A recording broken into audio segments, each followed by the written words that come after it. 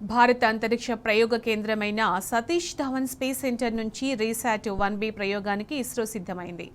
రేపు ఉదయం శ్రీహరికోట నుంచి PSLV C61 ద్వారా ఈ ఉపగ్రహాన్ని నింగిలోకి పంపనున్నారు. ఇందుకోసం కౌంట్ డౌన్ ప్రారంభమైంది. PSLV C61 రాకెట్ ద్వారా అత్యాధునిక సాంకేతిక పరిజ్ఞానంతో రూపొందించిన ఎర్త్ అబ్జర్వేషన్ ఉపగ్రహాన్ని ప్రయోగిస్తున్నారు.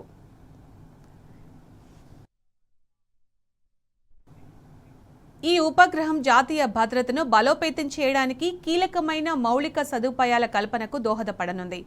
భవిష్యత్తులో భారత్ ప్రపంచంలోనే బలీయమైన శక్తిగా అవతరించేందుకు నిఘా వ్యవస్థను బలోపేతం చేసేందుకు ఈ ఉపగ్రహాన్ని ప్రయోగిస్తున్నారు.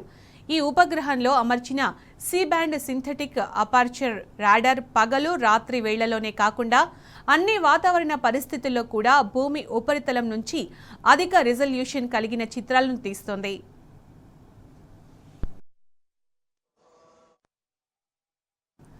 ఇప్పటిదాకా ఉన్న EOS ఉపగ్రహాల సిరీస్ కంటే ఈ ఉపగ్రహంలో అత్యంత అధునాతనమైన సాంకేతిక పరిజ్ఞానంతో రూపొందించిన పేలోడ్స్ను అమర్చి పంపిస్తున్నారు. భారత సైన్యానికి కావలసిన పూర్తి స్థాయి సమాచారాన్ని ఈ ఉపగ్రహం అందిస్తోంది.